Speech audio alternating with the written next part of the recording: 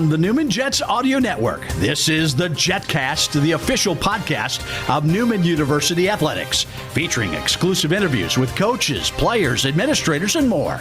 The Jetcast podcast is brought to you by South Central Ceiling and Paving, online at SCSEALING.com. Mel Hambledon Ford, Pepsi, Allstate Insurance Agent Mike Light, Eck Agency, Donlinger Construction, Big Corner Creative, Dr. Brennan Lucas and Advanced Orthopedic Associates, Keystone Solid Surfaces, and by Overland Charters, the official transportation provider of Newman University Athletics. Here's the voice of the Newman Jets, Blake Cripps. As we approach closer to basketball season, the anticipation is building. Year 2 of the Jets in the MIAA is upon us, and the season is on, as you know, as scheduled. As of today, we are less than 1 month away as Pittsburgh State comes calling Wednesday, November 18th, here at Fugate Gymnasium, and nobody is more excited than my first guest on episode 22 of the Jetcast. Welcome in, of course, he is head men's basketball coach R.J. Allen. Coach, good to have you back. I know that last time you were here, you said that these guys needed to play, and you didn't say this, but I kind of feel like this is the case. It feels like you need to coach, too. Would that be accurate? Yeah, I think that would be accurate. What was your feeling when you heard the news that things were a go for the season? Just a sigh of relief, just having I think all of us coaches and players have kind of been on pins and needles trying to figure out, when this thing is going to be a go. Was it going to be first semester, second semester? Were we going to get an opportunity to even play at all? So, right. To have a date set in stone now, it helps us in preparation and prepares and just gives all of us something to look forward to. Now, obviously, one of the challenges this year is obviously the reason we're wearing masks. The reasons that our audio on the audio network is a little bit muffled because we are wearing masks doing this on campus in the Child's Conference Room. And like a lot of teams, you guys just got out of quarantine, which not necessarily means that anybody was doing anything wrong. It's happened to a lot of teams. But what was the procedure like for you guys when you were informed that there was a close contact and you guys needed to get on quarantine? Yeah, that was we were, I think it was a Friday when we got the news that we were going to need to quarantine based on exposure.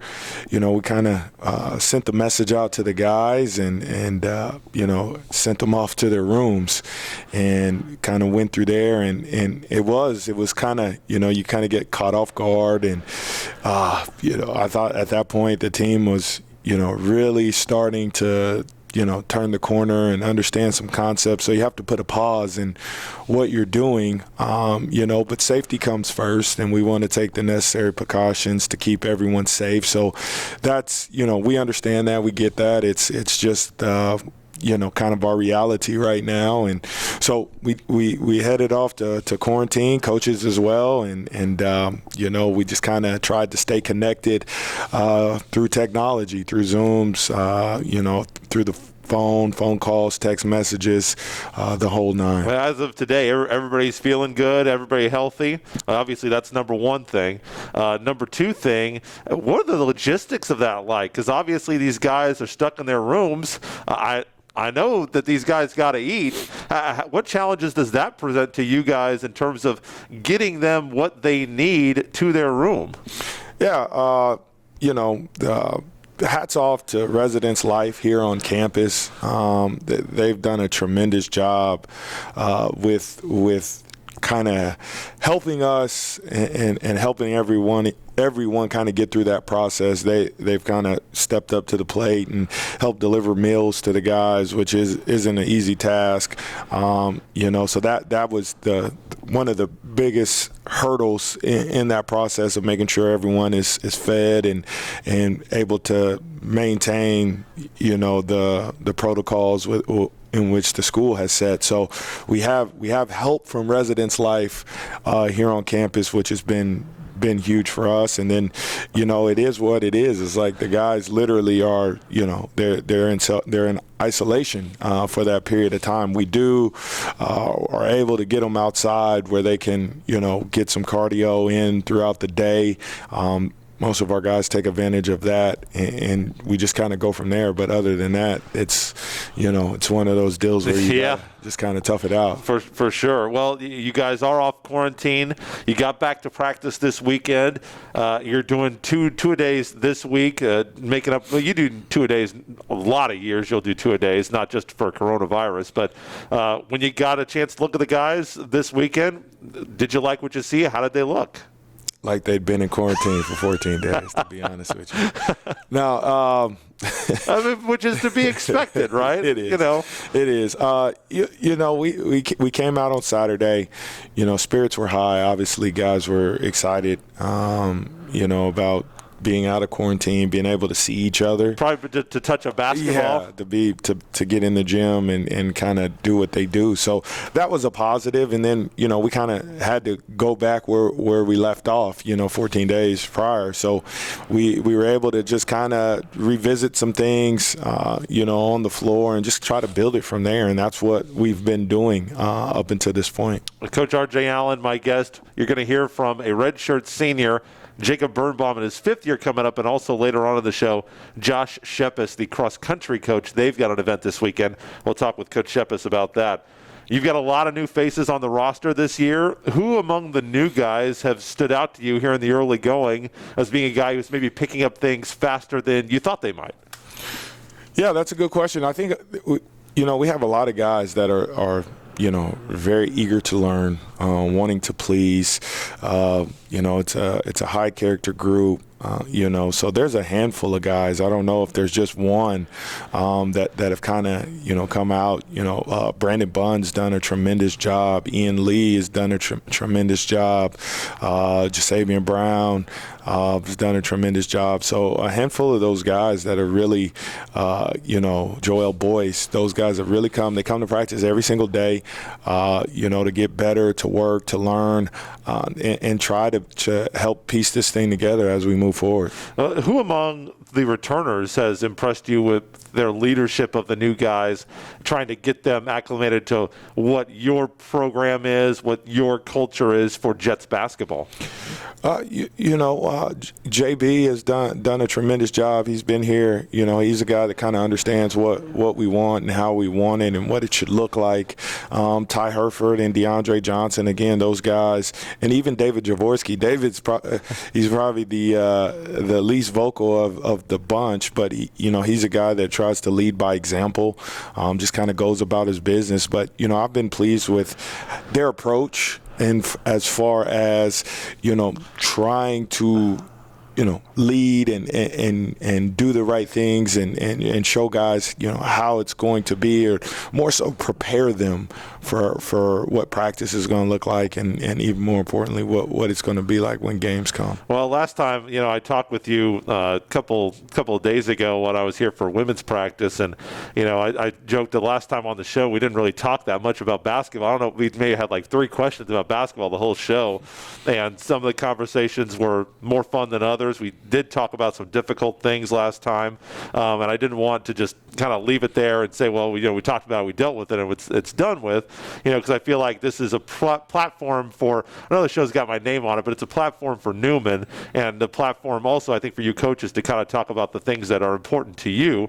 I know that some of the things that have been going on in this country in terms of racial injustice are something that is important to you, and since we last talked, you had a chance to talk with a Wichita police officer, Donnie Watson, here. It was covered on the news from the Wichita Police Department back in September. How was that conversation? I know that from your social media posts that you found it very meaningful, and obviously hope that the guys found it that way as well. How did those conversations go? It was amazing. It was awesome. Have Officer Watson come in and speak to our group and just kind of continue that dialogue, that education piece. Here's an officer who is African American to come in and to speak to our group.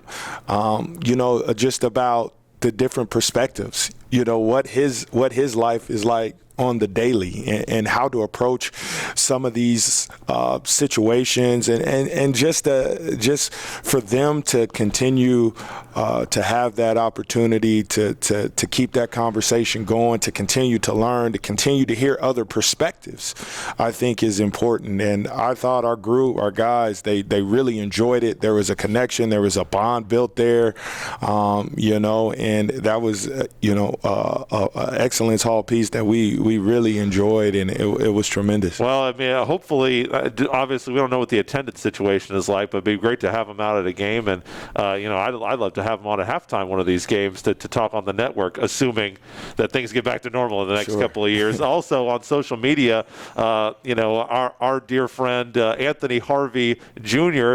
been posting some videos working out at Lawrence, and one of those posts, he was in the posture up there at the Lawrence Police Academy, just getting started there.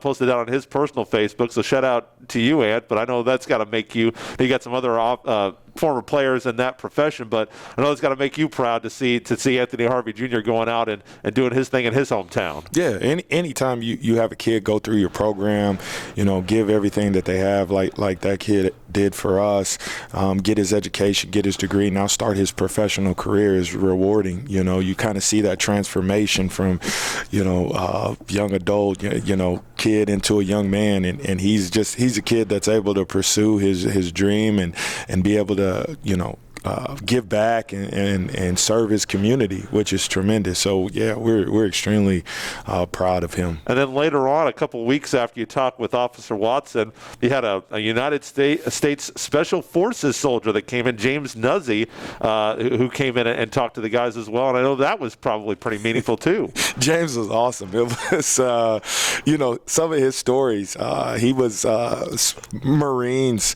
Here's a, military guy that has been in, I think it was Mogadishu. Wow. And just some of the stories that he was able to share with our guys are amazing. Like, here's a guy in Wichita that has seen and done, so many different task, but the thing I think that I took away from it, and a lot of our guys took away, how they work together as a team, and the difference between us and them is, we're winning and losing a game, and they're winning and losing lives. So it's right. it's a different level. But to hear him come in and give a message to our group, was phenomenal, and our guys were really, he was really engaging, and he was able to keep everyone's attention, and I think we had maybe 5 or 6 guys stay behind and talk to him for probably a half hour, just with really questions nice. And stuff. So it was really cool. Awesome. Another thing that you've really been pushing, and this happened in mid-September, again, after we talked last, was 100% voter registration for the team. You've really been pushing that out there, that you wanted to get everybody registered to vote. And obviously, if you're watching this, early voting is open in Sedgwick County. You can find out all the information at sedgwickcounty.org/vote. Just to plug to my other employer there. But I know that you said you might have some questions for me when we get done here today. But what have those conversations been like with the guys as you talk about this, important election coming up? No matter what side of the aisle they're on, just making sure they get their voices heard. Yeah, absolutely. Just have an opportunity to get out and be involved with what's going on in society. So it's cool to see. I think it was Angelo Santiago, a freshman of ours, kid from New York, was like, "Hey, coach, my ballot came in." So just to see the excitement, hear the excitement of those guys. It's official now. It's real. A lot of these guys, first time voters, just to see the growth and see the excitement and allow them to be a part of kind of what's going on and to have a voice. It's cool. It's cool to see. Well, and last time we had DeAndre Johnson on, and I asked him about some of these things, and the one thing that really stuck with me was that he said, when he hears something on social media or sees a video, he tries to take it upon himself to make his own opinion, not necessarily because there's, these kids are pushed in so many different directions of you need to feel this way about this or you need to do this. And, not all of the influences on social media, as you well know, are good ones. But to hear him, just as a youngster have the wisdom about him, I thought that you had to be really happy to hear that. I'm sure his parents are extremely proud of hearing that he's going to try to make his own opinion and form his own mind about things. And that's part of coming through college. And even though you're coaching for wins and losses, you are developing young men here too. And so commendations to you and the coaching staff on him. Yeah, no, I think, one thing we talk about as coaches, these kids are smart. Like I don't know if we give them enough credit. These kids are smart. They're intelligent. They're sharp, and they kind of understand how they feel and their stances, and they educate themselves more times than not to form these decisions and opinions of things like that. So, DeAndre's no different, man. He's a sharp young man, and he's, it's just he's growing, he's learning. It's cool to see. And one thing I also want to inform people about, kind of switch as we kind of segue into a different topic, is I'm sure you've seen Coach at games with his normal facial hair. Right now, it's getting pretty thick underneath the mask. We've had some people. Can I have him pull down? We've had some people in here pull down. Can you show the beard real quick?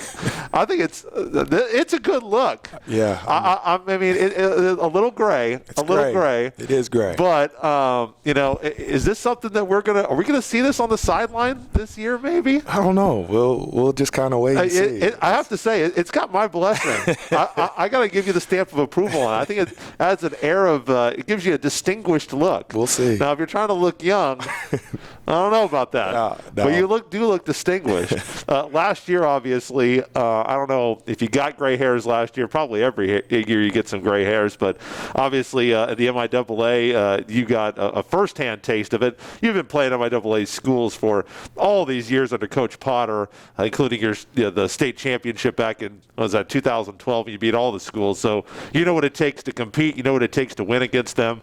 But having actually been through a league schedule, what's the number one lesson you think that you learned going through the MIAA last year as a coach and as a coaching staff? Probably the thing that I learned is it's as good as advertised. It really is. It's a really good league, tremendous coaches, tremendous players, and there are no nights off. I mean, No. Anybody can beat anyone. You guys proved that last year, and you have to come ready to play. So it's a really good league. I feel like we've learned a lot, and we're looking forward to year 2. So at this point, with everything that's going on, you'd be getting kind of close to the practice would have just officially started. When do you go about trying to make redshirt decisions in a year like this, when practice is interrupted by quarantine, you have all these things going on, and you do have a large roster? How do those decisions get made? And obviously the even bigger decisions like putting the rotations together, starting lineup, we're still a month away, but it's only 4 weeks, and I know that you wish you had a few more weeks probably to get ready. Sure, we always do. This year, I don't know. Like, to be honest, that's okay. It's you kind of have an idea going into the year. When you sign guys, are just like, hey, I would love to have the opportunity to redshirt a kid and let him grow and develop his body, and then come back next year and play for us. So we have somewhat of an idea, but it's never etched in stone. So we take this time of the year, we take our preseason, we kind of go about it that way. And then it's so unpredictable because you get into the season, you have injuries and you lose guys, and your path isn't always as crystal clear as you would like for it to be. So those decisions are are always evolving, and we talk a lot as a staff, and it'll probably be close to the last hour when we make those decisions. Last thing for you, then we'll get on to Jacob Birnbaum. Most seasons you guys have a few scrimmages here in house. Some are open to the public, some are not, but you normally have those. What's the protocol on having a scrimmage this year? Is that something you're going to be I'm sure it's something you want to do. Is it going to be something you're allowed to do? What are the circumstances regarding scrimmages getting ready for the season? My understanding, and I'm right now, this could change tomorrow. It could change. We are allowed to scrimmage. Obviously, we're not going to open any of our scrimmages up to the public just to keep everyone safe, but we have one scrimmage scheduled here in Wichita, and then we have another away scrimmage scheduled. So far, we're allowed 3, and we're just kind of, we all kind of found out, hey, when we're playing, what we're able to do. So it's kind of that mad dash of coaches trying to organize and plan accordingly to make sure that we get an opportunity to compete against someone else. R.J. Allen, head men's basketball coach, the bearded R.J. Allen, head men's basketball coach, Newman University. Coach, look forward to the season here just under a month away. Thanks, Blake. Appreciate it. Once again, November 18th, the Gorillas, and still don't know about the attendance situation, but of course we will have coverage on the Newman Jets Audio Network, newmanjets.com/listen. And up next is Jacob Birnbaum, a guy that you'll be seeing and listening to in those games. He's coming up next on episode 22 of the Jetcast.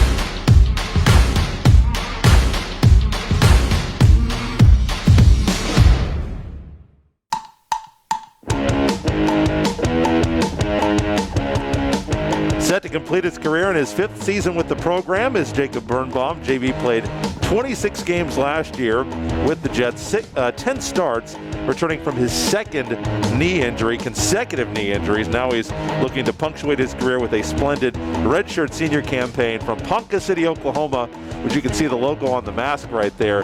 Jacob Birnbaum. JB, good to have you back on the show. How are things feeling here health-wise going into your last season?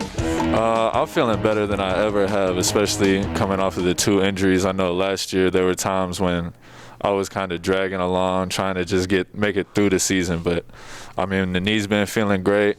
Got plenty of time off to recover and heal, so I'm ready to get at it. I'm excited. Well, and I know talking to Coach Allen, the plan for you last year was just to kind of have you spot fill in and kind of try to bring you back gradually and let you work into it. And then because of other injuries, that didn't really give you the opportunity to do that. Did the game feel, I hear from players coming back from injury that the number one thing is not necessarily conditioning or strength, it's just trusting the injury and then the speed of the game. Were those two things a challenge for you as well? Yeah, definitely, I'd say so. And just adjusting to playing with the brace on and, like you said, the speed of the game too. It's one thing to sit there and do drills and work when no one's guarding you, but when there's 9 other guys on the court, it's a completely other monster. So when I watched you practice, did you have the brace on in practice the other day? No. So you're feeling obviously more confident to be without the brace. How was the offseason for you in terms of getting more strength back into the knee and just feeling stronger overall? I mean, it was good. After we went home when COVID hit, I was able to just take a few weeks off and completely rest. But after that, I was able to get back to it. I played in a Pro-Am in Oklahoma City, the Skins League this summer, so that helped me build some confidence as well, and then just stay working, kept at it.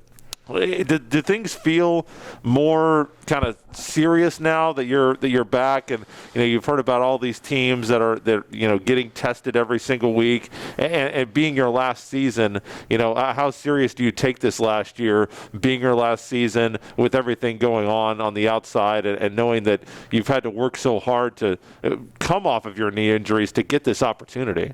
No, it's definitely a little strange with everything that's going on in the world, but I just try to focus on what I can control and take care of my business the best I can, and I hope everything else will just work out. Jacob Birnbaum, Ponca City, Oklahoma, redshirt senior, is with me. Now, Coach Allen texted me the practice schedule, and I know that you guys are going through some two-a-days. At least that's what's on the schedule. How is that early wake-up for the 6 a.m. practice, and then you will be coming back for some 2 p.m. practices as well this week? How do you try to deal with that mentally and physically too?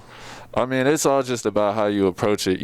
We need to get better. We've been in quarantine, just got out of quarantine after 14 days on Friday. So, we need to put this work in. We're behind, and we know that. But like I said before, we just control what we can control. Every time we go into practice, the guys are working hard. We're getting after it, so that's good to see. And just staying in the training room, staying recovered, taking care of your body, because this is just preparing us for the season. It's a long season, and you got to be used to battling. Well, there's so many teams. We've heard about so many teams that have had to go into quarantine. Major League Baseball, obviously, college football has been really big right now. The National Football League, and you guys had already done. When there was the stay-at-home order back in March, so you knew what that was like. But what was that feeling when, how did you guys come together being separated by that quarantine when you found out that you had to be apart for 10 to 14 days? I mean, initially it was pretty frustrating just because we were so close to the season, and it felt like we were really starting to turn a corner, and then to just have to, completely shut it down for 2 weeks was tough. But, we had a lot of Zoom calls. Sure. Everybody on the Zoom, all the coaches, and we were able to watch some film, break down some concepts that way. And then, just texting the guys that are in different rooms or different areas of campus, just making sure everybody's staying positive and ready to come out when we were. Now, last year obviously was the first for you and the team in the MIAA. Not that the Heartland Conference wasn't a good conference with really good teams, especially those last couple of years with St. Edward's up in the top 5 in the country a couple of those seasons, especially the second one with St. Edward's was one of the best teams in the country. But did you notice a difference between the Heartland and the MIAA last year? I'd say definitely. It's a lot more physical. The Heartland, there was some nights where you might not have to bring it 100% like you would on other nights, but in the MIAA, you definitely have to bring it every night. There's competition from top to bottom. And you guys were very close, even as the last place team. So many games that were so close for you guys that could have totally changed your season in just a few of those games. How do you move forward from games like that where you know that it was really just a couple of plays that could have made the difference for you and could have made the difference for a different kind of season you guys could have had? I just think it's important to look at the schedule as like the next game is the most important game, like no matter what. And if we're able to do that and just lock in and trust each other, I think we'll be able to avoid a lot of the issues that we had to deal with in close games last year. You guys have a lot of new guys on the roster. What are your impressions of the new faces wearing navy and red this year? They're good, We have a lot of good guys, a lot of high character guys, and they've been coming to practice and working hard every day. So that's all we can ask, So we've, as you know, if you've watched, we've got question chain here coming up, and so I believe Colin will have the video for the stream, so everybody will be watching, and we will tell you the question. So DeAndre has a question for you, and you'll watch it right here. What are 3 of your most favorite things about Newman? Question from DeAndre, as everyone just saw. The top 3 things that you like about Newman University. Doesn't have to be in any order. It can be anything, but the top 3 things that you like about Newman University. Top 3 things that I like. First, I just like the close-knit community that we have. It's a small campus. Everybody knows each other and everybody supports each other, so that's really important. I'd say the second thing would probably be Chicken Strip Thursday in the CAF. Chicken Strip Thursday at the CAF. Wow, I didn't know that was a thing. What makes Chicken Strip Thursday so good? You can't mess up chicken strips. Okay. Like, there's a lot of things in the calf that we complain about, but you can't complain about chicken strips. Okay. So. All right. Well, what's the number 3 thing? Oh man, the number 3 thing. Let me think. I mean, nothing compares to chicken strips, right? Yeah, right. Well, okay, there you go. So we'll say it's Wichita, Kansas. How have you adjusted to be up here from Ponca City? Obviously, you've been up here for 5 years. How has Wichita become a home for you, and obviously for your little sister too now too? Yeah, it's been great. It's not that far away from home, so my family's able to come up and visit us quite often, and we're able to go home every now and then. Now speaking of little sister, there was, by the way, if you're watching on YouTube, there's a new series on Newman Athletics YouTube called Off the Radar. Baseball just did one, and women's basketball did one. I have to say, even to the baseball guys, and it was funny, women's basketball was better. But your sister Madison was picked as the most likely to start fights. I don't know if this is in practice or in games. Does that mesh with what you know about Madison? Were there any sibling fights on the mean streets of Ponca City growing up? Oh yeah, for sure. And who instigated them? It was probably a little bit of me and a little bit of her. There was a short time where we weren't allowed to play anything together because we're both just super competitive, so it would always end in tears. It was bad. What was the most competitive thing? Oh, basketball for sure. Really? One-on-one in the driveway. Wow. Okay. Well, a final question for you. Obviously, a month away from the season now, November 18th. Goals for the season for you personally and also for you guys as a team? I think, we just want to get better every day and be constantly improving upon what we did the last time. And it's the same for me. I just want to be, the best player that I can, the best leader that I can, especially this year with all the new guys that we have coming in. So that's really what I want to focus on, is just being a good leader and making sure our guys know what we have to do to be successful. Jacob Birnbaum, shout out to you in the calf. He'll be there tomorrow for Chicken Strip Thursday. Thanks so much for being here. All right, thank you. Josh Schepis, cross-country coach for Newman, is joining me next on the Jetcast. Hi friends, Phil Nightingale, General Manager at Mount Hamilton Ford. Have you been thinking about a new SUV? Right now is a great time to buy a new Ford at the big corner of 119th and West Kellogg. EcoSport, Escape, Edge, Explorer, Expedition. Mount Hamilton Ford is sure to have the right vehicle to fit your size. And you can count on us with this great selection to find the right SUV at the best price to fit your budget. Check us out online or in person. Let us make your purchase easy with pickup and delivery right from your home or work. Mount Hamilton Ford, experience the difference.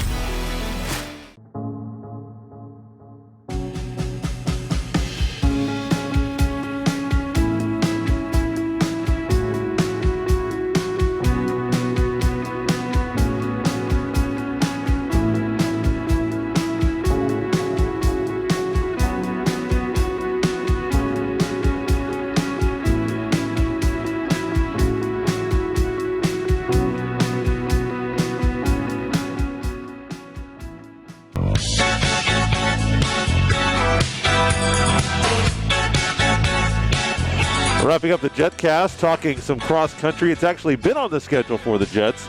They're the only sporting competition right now for Newman. To give us the latest, the head men's and women's cross-country coach entering year number 21 here at Newman University, Josh Schepis. Coach, thanks so much for being on the program with us today. You bet. Glad to be here. Well, it is nice to finally get something going for the Jets that's not just hypothetical and when will they get to play, but the men, we'll start with them third at the Bethel Invite, 2 Jets in the top 10. How did that mesh with your expectations last time you guys ran? To be honest, we expected to win that meet, and we finished third by 3 points. So it was very close between St. Mary's, who is currently ranked 4th in the nation in NAI, and then... So that would have been the KCAC St. Mary's, not the Heartland Conference St. Mary's. Yes. So they won with, I believe, 31 points, and we had 34. Or 54 and 51. So it was close. It was a matter of 3 points. And it's just reminder, this is cross country, so this is golf scoring. Yes, lowest score wins. Is better. Yeah. Lower is better. So it was 51 to 53 to 54. So it was super, super close. But we had a couple of men that had some kind of mental mistakes in the race, and we feel like we've kind of corrected those. And we did run some good times. So there was 3 of the men who ran their personal best time. So in any sport that you're doing, all you can do is the best you've ever done. So that's interesting to hear you say that. You say that there is a mental mistake in a race.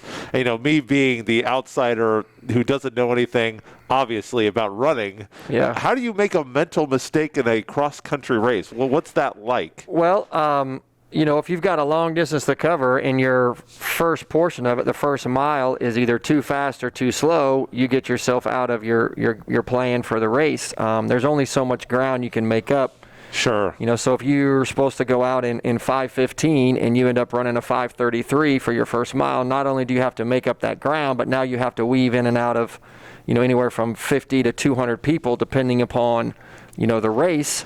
And so it just makes it a lot tougher for you. We talked about it yesterday, and so we feel like we've kind of corrected that. But it's going to take, all 8 of our guys to run personal best or close to it for us to be at the top of our game. Well, what about the ladies? They also had 2 in the top 5, and you guys finished second on the women's side at that event. Yeah, it was a good day for the women as far as we had 3 women run their personal best times ever. Wow. And then we had another female runner, Marcella, that ran her best time since she's been here. Okay. She ran a little faster at Dodge City Junior College, but she ran her fastest one since she's been here. So really 4 really good performances on the women's side. And I'm happy for those young kids that ran, their fastest times. We got a little bit of confidence as well, just because our women are awfully young. We only have one senior. And so that was really neat, especially considering that our number 1 time person on paper is no longer with us, and our number 3 on paper person is fighting some internal stuff that I think that Cam and them have figured out, and it's just a matter of time. She's feeling better now, but so they're really missing 2 of our very best runners, and they're still able to do fairly well in a meet like that. 5 events on the schedule, but looking a little bit different this year. It's always a high leverage activity in that you don't get that many opportunities like a baseball team or a basketball team would if you happen to stumble. That's it's 20% of your season that is lost, but no MIAA championships on the schedule, no NCAA championships on the schedule. What is the schedule looking like this year as compared to how it should be looking in a normal year without the coronavirus? Well, like you said, there's just no NCAA championships. There is a group of coaches who have gotten together and created a Lubbock Christian National Invitational. I saw that. So, that's kind of our in-game result here, and the way that teams qualify for that is through their conference meet with teams. So for the MIAA, for us, we're actually hosting that. We got together, and it was important that the teams that are coming to that can drive in one day. It's going to be in an afternoon on Friday the 30th. Wichita, very centrally located. Yep, it's not a MIAA championship. It's just the Newman team championship. Sure. And the top 3 teams in that, as well as the top 3 individuals not on a team, will qualify to go to the Lubbock meet. So okay. It's not affiliated with the MIAA, but it's going to be the MIAA teams that are going to be here. And it'll just give our kids an opportunity to race in a big championship race that has implications for the following week. How were you disappointed with the decision? It seems like cross country, because you guys are outside, you're not that close together on the track after the start. It seems like that there could have been something done to make that happen. How did the team take that when you guys learned that you weren't going to be able to compete in a normal season? And were you disappointed in that decision? Yeah, I think that we're the only team, colleges, high school or college in the state of Kansas not competing for a championship. So or MIAA. I'll leave that at that. Every Division I, every high school, every junior college, and every NAI. So you can kind of judge what I think about that. But sure. It's just like anything in life. They're getting to compete. They're getting to race. They're training just as hard as they would have, otherwise. Because at the end of the day, their goal and my goal is just to get better. So practice is unaffected. So yeah, practice so far actually has been a little bit better, in my opinion, than last year, just because of the group that we have. We had a lot of new men that came in, and their bond and their closeness that they've demonstrated so far is that unlike any championship team we've had. It reminds me of the 2014 team. Sure. Just because they're so close. Heartland they Conference championship team, yes, if I recall. It was our third Heartland Conference championship team. So they just really enjoy hanging out together, and they do so quite often, and that always makes for better practice sessions, sure, better training sessions, and just better seasons. Josh Schepis is our guest, the cross-country coach here at Newman. Give us a name for the men and the women that you feel like is going to be making a move from being maybe a mid-level runner this year to someone that, as you continue to build, obviously, and not that you're throwing in the towel on this season just because the MIAA and the NCAA aren't hosting championships, but you are building toward 2021 now. Who's someone you think can really improve during this season and be ready to be a standout for you next year? Well, obviously it's going to be really hard to replace Alex and Lauren. Alex Ultreras is our senior captain on the men's side. He holds 2 school records here, the 10K and the 4 mile. And his 8K time is one of the top 5 times we've ever had at this school as well. So, but as far as that goes, we've had a couple of men. Kevin Chamalmal is a transfer from Savannah State who's a sophomore. He's been running very well. He's right there with Alex. And then just from up the road in Goddard Eisenhower, Austin Fullerton and Ezekiel Kimbui from El Dorado. Both of those men have shown some very good positive signs. And Dawson Schmidt as well. I mean, we added 4 men that are all coming in and being in our top 5 so sure. far. So, the guys that were number 2, 3, 4, 5 for us last year are now numbers, 5, 6, 7, 8. So it makes a big difference in our thing. But the best thing about them is they've been interchangeable. We've had some 5 one week and 3 the next. Sure. And Giovanni Vivaldi from Dodge City has been anywhere from 3rd to 6th as well. So this new group that we came in, I'm very happy with. It's one of our best top 3 recruiting classes ever. And not just on paper. I mean, they've already proven it. So, right. So that's good. On the women's side, Marcela Martinez is a transfer from Dodge City. She'll probably end up being one of our best runners next year, but it'll be hard to replace Lauren. Lauren Nutting's been really good for us for the last 4 years, very consistent. Mid to low 19s consistently. Sure. And Caroline Williams from Dodge City ran a personal best time this last weekend as well. Now, if you know Coach Schepis at all, you know that he is a bit of a baseball fan, and I see the Dodgers mask. Yeah. What's it been like to be a Dodgers fan these last few years with several opportunities to bring home the big one to L.A., but none yet there? It's been a while for the Dodgers. As a coach, you don't always judge success on championships. So How's that as a fan? I'll take the 8 division championships and 3 World Sure. Series bursts just as good. I kid around with my Royal buddies. Would you rather be good for 2 out of 20 years, or would you rather be good for all 20 years? Sure. So I'll take all 20 years. I don't know about all 20. I mean, the Dodgers before this little run. Maybe 10. But it's been a good 10-year run for the Dodgers. I know that you're going to be watching the World Series, and you've got a friend who's actually going to be working the World Series. Yeah, my spring job, I umpire college baseball, and so I met Todd Tishner a long, long time ago, probably in the mid-'90s, and we umpired some Little League games together, so Sure. we've kind of been buddies ever since. He used to referee junior college and NAI basketball here in the state with him, so he's umpiring behind the plate in Game 2. I can't get down there for that game, but we will be down there for Game 4 to watch not only my Dodgers but my umpire buddy as well on that day. So the Dodgers and the Rays, do you have a pick? Well, of course, I think Dodgers in 6. Dodgers in 6. Yeah. Is Kershaw going to have, because he's been up and down. Now, one of those series he got blown up in, turns out that was the trash can scandal. So I was at that game. There was one of those games that he had that was bad against the Astros that it turns out that maybe they were cheating, wearing wires and all that. So maybe that changes I was at that game, Game 5 in Houston, where he had a 4-run lead and gave up a... Yeah, so 4 runs. That might change the perspective on his career, but he has had some postseason success. Are we going to see the dominant Kershaw or the not so good Kershaw? This year he's been really good. He has. If you would have told me at the beginning of the year you're going to be in the World Series with Kershaw pitching Game 1, there's a lot of teams that would like that. I'd take it, and he's still He's still one of the top 5 left-handers of all time. So I'll get you out of here on a cross-country question. Mid-States championship is next. Southwestern Community College in Winfield, KCAC school. That's coming up for you Saturday. What are your expectations for the men and the women here in this next event?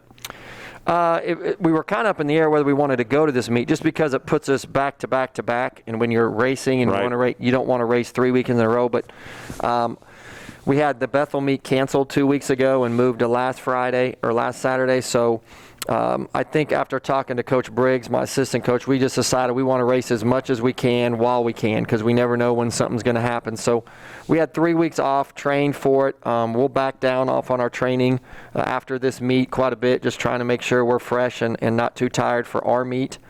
But it'll be a very fast course. Winfield, they run it there on the VA hospital, right adjacent to Southwestern College, and it always produces very fast times. I contacted their coach. Usually it's reserved for NAI schools only, but with everything going on, I talked to their coach, and he talked to Mike McCoy, their AD, a former guy I used to teach with, and they decided to go ahead and let us come and compete, so we're appreciative of that. But I think that as far as expectations go, we just want to execute, what we've been trying to do as far as splits go, and then just try to improve and get fast. I think the day is shaping up perfect. It's 52 degrees with 6-mile-an-hour winds and a fast course, and actually some very good competition on the NAI level. I think there'll be 5 or 6 ranked teams in NAI there. So we'll have competition, and we'll have perfect conditions to hopefully run very fast. Josh Schepis, head cross-country coach, good luck to you and the Jets on Saturday,